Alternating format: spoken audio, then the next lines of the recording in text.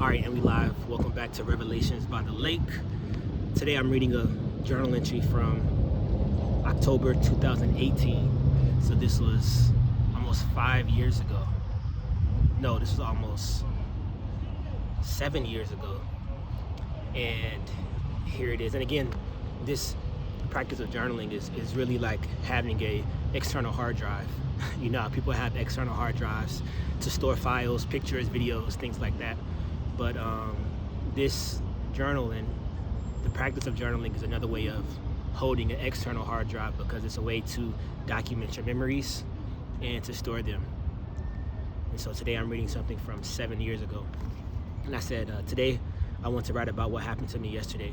They say you can't write about an experience when you're living it. So I waited till the day after to reminisce on the day. And boy, I must say, I have a lot of great things coming my way. I'll start by saying that I did my first speech in front of about 50 to 100 executives. I wrote it out a few days before to make sure I would be prepared. I would be over-prepared. And the crowd loved it. They were blown away. They never seen a young black man with something so powerful to say. But this life I didn't create, everything I've been given, only because of God's grace. After the event, so many people wanted to talk to me. They came up to me, they wanted to shake my hand, and I felt like I envisioned this before, like it was all a part of God's plan. I planted the seed for future engagements. I showed many people that I was truly amazing. I sold my merch and embarked on a journey that's going to help me leave my mark on earth that will last for eternity. So what must I do now? I feel tons of momentum, but still have layers of sin on my mental. Dang, this is something very special. I can't expect to keep winning if I can't deal with pressure. Dang. All right, I want to read the next one, but let's unpack this. So to give some context, this was the day before I gave a speech. I was a college student at this time, still in college, my last year of college, and there was a meeting. I think it was a chamber of commerce meeting for the city where I went to school at, and they wanted to hear from some entrepreneurship students because I was studying entrepreneurship. That was my major. And so they invited me and one of my friends who was another entrepreneurship student to come and talk about our experience inside of the College of Business. And so I gave this talk, and I was like, I wanted to be an entrepreneur so I can get a Lamborghini, but I learned that entrepreneurship is about your passion and about leaving a positive impact on others. And so I wrote this book. I was promoting my book, and I made these bracelets, like the same bracelets I have now for Blemish, but this was years ago, and they weren't as nice as they are now. Just the beginning, right? But I gave this speech, and afterwards it was amazing. I got so many compliments, and that was literally the first speaking engagement I ever had, right? And now to fast forward, I've spoken in different countries and even gave some speeches in different languages now. So just to see the evolution of 7 years. But I think something that is significant about this moment is that I was able to sell merch, my books and my bracelets based on my story. And it makes me realize and think about where I am today, where I'm in a place where I'm building a business that's not really based on me. It's more based on a technology, and it's based on a problem that a lot of people have.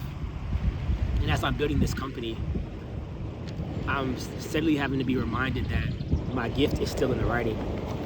My gift is still in being able to express myself and express my stories.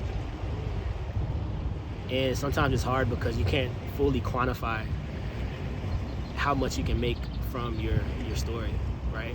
Like, it's hard to quantify how much I can make from selling a book or selling, this bracelet that I love.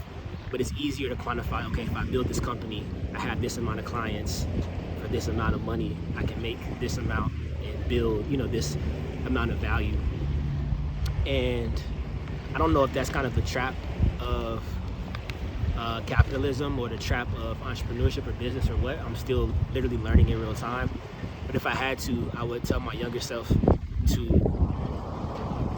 do more of the things that made you feel this way.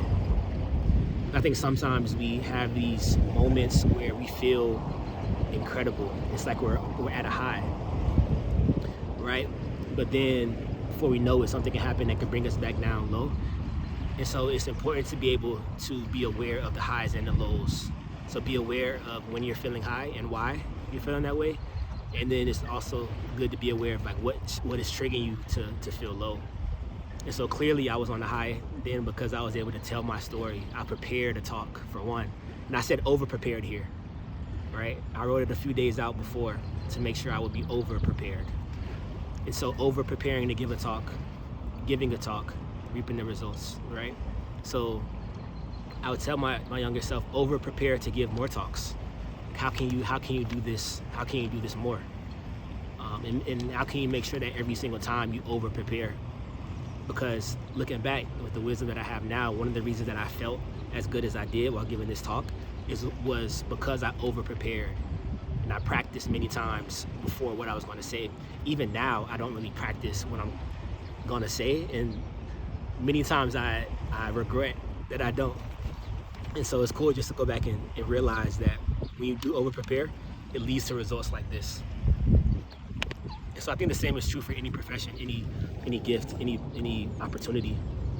When you over-prepare, good things happen. When you under-prepare, you always feel like you could have done more.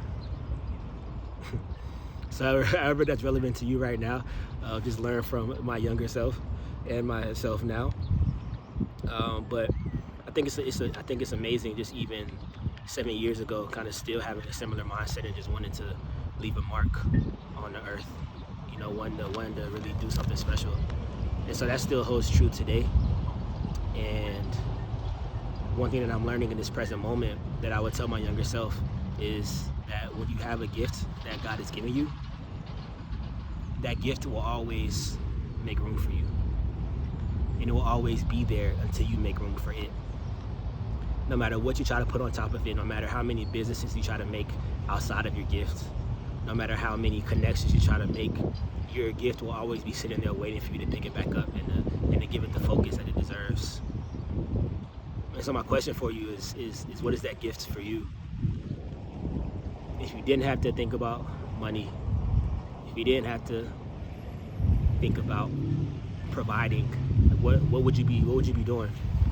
My mom used to say your gift is something that you would love to do so much that you would do it for free. And your gift needs time and energy and attention. It's like a seed that's planted into the ground, and the more attention you give it, that's the sunlight. The more you talk about it, that's the water, right? And the more that you make space for it, that's the season. That's the spring season, right? When it's time for that to flourish. And so just know that you have seeds planted. And now I'm working on planting even more seeds and just giving attention to those seeds. For me, that main seed is writing. You know, being able to write more is something that I will do moving forward in this next season, as I'm in France right now. But I'll be going back to the US for a couple months to see family and to explore some opportunities. So one of the things that I'm gonna do is write more. My question for you is, what's that gift that you've been leaving in the ground without any sunlight or water? And what will you do to give that gift some more attention? Yeah. Revelations by the Lake. I'll see you in the next one. Peace and love.